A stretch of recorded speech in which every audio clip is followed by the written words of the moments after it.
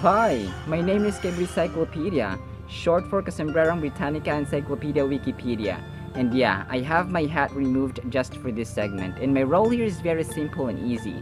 Let me begin my task by asking. Have you seen my big book? I think I'm lost here. Where am I heading to? I'm concerned about my big book. Where's my big book? Can you help me find my big book? We're concerned about you, Toto. Our vocabulary term is indubitable. Indubitable. Hey Toto, hinahanap ka na ni Mr. Dictionary. Hinahanap na rin kita dito. Gali ka na dito. Ang indubitable, mga sombreros, ay adjective. Ito po yung paglalarawan natin sa isang bagay or sa isang tao, sa isang pangyayari na imposibleng pagdudahan. Diba? So sobrang tiwalang-tiwala ka, confident ka na kaya or mangyayari ang isang bagay. No? Ang possible synonyms po natin dito ay unquestionable, certain, sure, indisputable, etc. At pag ginamit naman ng sentence ay, syempre, Mr. Dictionary. The indubitable effect of wine made Toto drunk not so soon. Indubitable. Wine. Most of wine is made up of grapes. How does it so? Ang wine, mga sombreros, ay usually gawa sa grapes na may scientific name na Vitis vinifera. Ito kasi yung may pinaka-right balance of sugar, acid, tannins para gumawa ng wine. Meron din namang iba na gawa sa niyog, no, gawa sa ibang palm trees, and so on. Pero ito po yung may pinaka-proper at pinaka-right balance of ingredients. May mga wine, mga sombreros, na hindi nakakalasing, pero mostly ngayon ang mga wine ay may mga halong alcohol, kung kaya talagang purpose ng mga nanggagawa nito or gumagawa nitong mga wine na ito ay talagang lasingin ang mga tao. Basahin po natin, no, about sa paglalasing. Galatians 5:21. Pagkainggit, paglalasing, walang habas na pagsasaya, at iba pang tulad nito, muli ko kayong binabalaan, ang gumagawa ng mga ito ay hindi magkakaroon ng bahagi sa kaharian ng Diyos or hindi makapasok sa langit. 1 Corinthians 6:10. Nagnanakaw, sakim, naglalasing, nanlalait ng kapwa o ng daraya ay walang bahagi sa kaharian ng Diyos. So walang lugar po sa heaven ang mga taong lasinggero, no? Yung mga mahilig sa alak, no? Wala pong lugar doon, mga sombreros. Mahal na mahal po tayo ng Panginoon. That is why He gave us the freedom. Pero yung freedom na yon ay ang question kung ginagamit ba natin sa tama or ginagamit natin sa mali.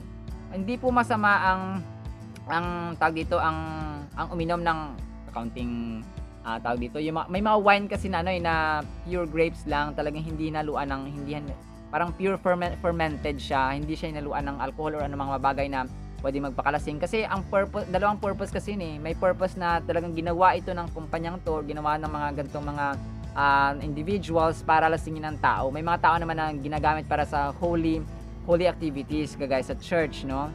May mga wine na talagang ginagamit doon para hindi uminom po ng alak na uminom, pero ginagamit po siya sa mga services. Ito po ang inyong hamak na lingkod, Kasombrerong Dennis, at sa paghahatid ng kaalaman at tawa ay kasama ko sina Kay Cyclopedia o Kasombrerong Britannica Encyclopedia Wikipedia, si Mr. Dictionary, si Kay Graham Peach or Kasombrerong Grammar in Speech, at sa tawa, syempre, si Toto, ang pinakakwela sa lahat na nagsasabing, sabayan nyo kami, ang buhay ay masalang nangyayari, ang lalang naging faith of love, patuloy na natin natin pag-asa. Muli po, maraming salamat po, mga sombrero, sa mga sumasama sa learning, sa wisdom, sa knowledge. Maraming salamat po at see you sa next segment. Bye-bye!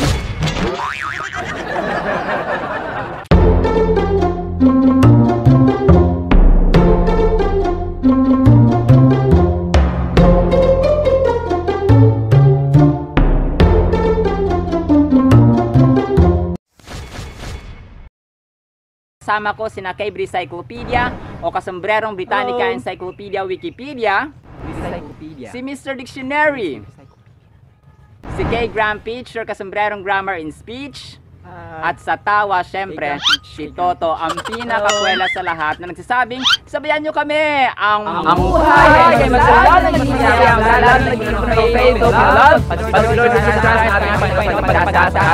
Muli po, maraming salamat po, mga sombrero, sa mga sumasama sa learning, sa wisdom, sa knowledge. Maraming salamat po at see you sa next segment. Bye-bye! Thank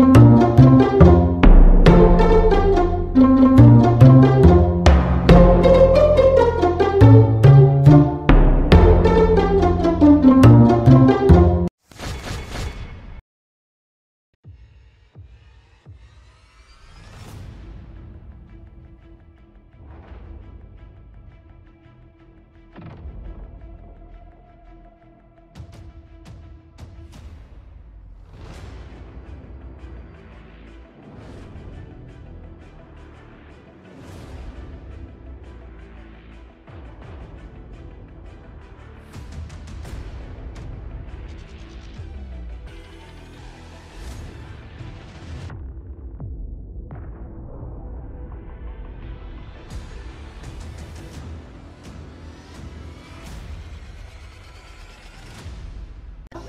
Hi, my name is Kebri Cyclopedia, short for Kasombrerong Britannica Encyclopedia Wikipedia.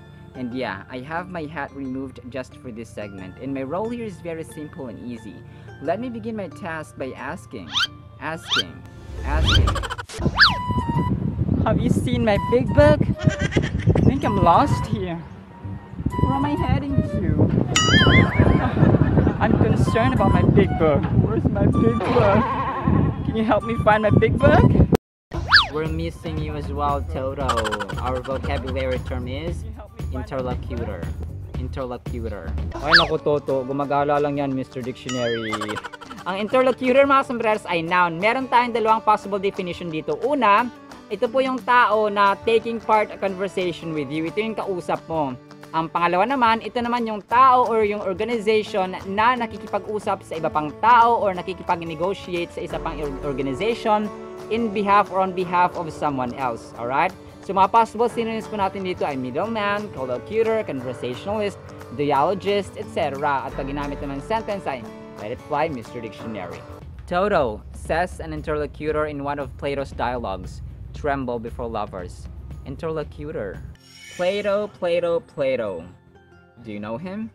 Ang Greek philosopher na si Plato, mga sombreros, ay ang student or estudyante ni Socrates. Isa sa pinaka-weird na ginawa niya yung kanyang republic na nagsasuggest na iban or kinamuhian or ayaw niya ng flute, no? So binan niya yung flute, mga sombreros, para magbigay daan sa gusto niyang lyre. Pero nung bago siya mamatay ay nagpatawag naman siya ng batang babae para tugtugan siya ng flauta o ng flute, no? Medyo weird. Isa sa mga famous quotes po niya ay love is a serious mental disease. Si Helen Keller, mga sombreros, ay bulag or blind. Naniniwala ba kayo sa love is blind? Basahin natin. John 15:11-13, sinasabi ko sa inyo ang mga bagay na ito upang mapasa inyo ang kagalakan ko, this was Jesus Christ, at nang sa gayon ay malubos ang inyong kagalakan. Ito ang aking utos, magmahalan kayo gaya ng pagmamahal ko sa inyo. So love, magmahal daw tayo kagaya ng pagmamahal ni Lord Jesus sa atin. Ang pinakadakilang pag-ibig na maaring taglayin ng sino man para sa kanyang mga kaibigan ay ang ialay ang kanyang buhay para sa kanila. Because Jesus Christ is the greatest friend, greatest best friend, mga kasombreros. Kung kaya inalay niya ang kanyang buhay para sa atin, and He is our greatest friend. Romans 5:8, ngunit pinatunayan ng Diyos ang kanyang pag-ibig sa atin nang mamatay si Kristo para sa atin noong tayo'y makasalanan pa. Yung love is blind, mga sombreros, ay applicable lamang siguro siya sa sinasabi natin na bawa. Kahit na may mga imperfections ang tao, may mga mali siyang ginagawa, parang maging bulag tayo doon para patuloy natin silang mahalin without any, parang alamin ka, nakita mo yung mali niya, nakita mo yung kasalanan niya, pero mamahalin pa natin sila. Pero to the point na i-tolerate po natin ay yun na po yung mali. Paalalahan natin sila, i-remind natin sila, i-advise natin sila, pero pag hindi sila nakinig, nasa kanila na po yun. Pero Jesus Christ or God Himself ay pinatunayan na He demonstrated His love in public, no? Hindi po siya love is blind. Pero si Lord, dahil sa sobrang gracious niya at sobrang pagmamahal niya sa atin o pag-ibig niya sa atin ay kumaga pa parang naging metaphor yung love is blind na kasabihan, mga sombreros, or adage na kahit na marami tayong kasalanan, marami tayong pagkukulang, marami tayong failures, ay mahal pa rin niya tayo. Pero alam ng Diyos kasi ang naglalaan talaga ng oras sa Kanya at naglalaan ng panahon para sa Kanyang mga gawain at nagiging available sa kanyang calling at purpose sa buhay. Alright? So let's read, love and obey what's in the Holy Bible. Talong, may scientific name na Solanum-melongena, may English terms na eggplant, at sa iba pang English-speaking countries, tinatawag itong aubergine, mga sombreros, aubergine. Sa usapang botany, tinuturing itong prutas at hindi gulay dahil ang mismong bulaklak nito ang nagtataglay or doon mismo nabubuo ang bunga at ang mga buto, mga sombreros, na eventually ay tinatanim para mag-reproduce. Pansinin po natin ang bayabas, ang star apple, ang pomelo, ay ang sa bulaklak din po nila mismo nabubuo ang kanilang bunga. And same goes or same process ang nangyari sa talong. Pero mapatalong, mapagulay, mapaprutas, ay thankful po tayo. Yun po ang bottom line. Thankful po tayo dahil meron tayong inihahain sa ating hapagkainan. Muli po ito po si Kasombrerong Dennis.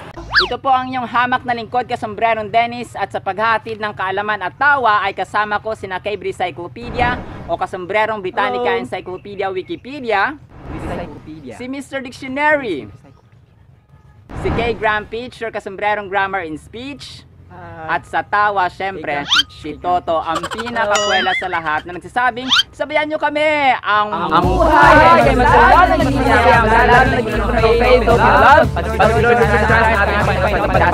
pag-asa. Muli po, maraming salamat po mga sombrero sa mga sumasama sa learning, sa wisdom, sa knowledge. Maraming salamat po at see you sa next segment. Bye-bye!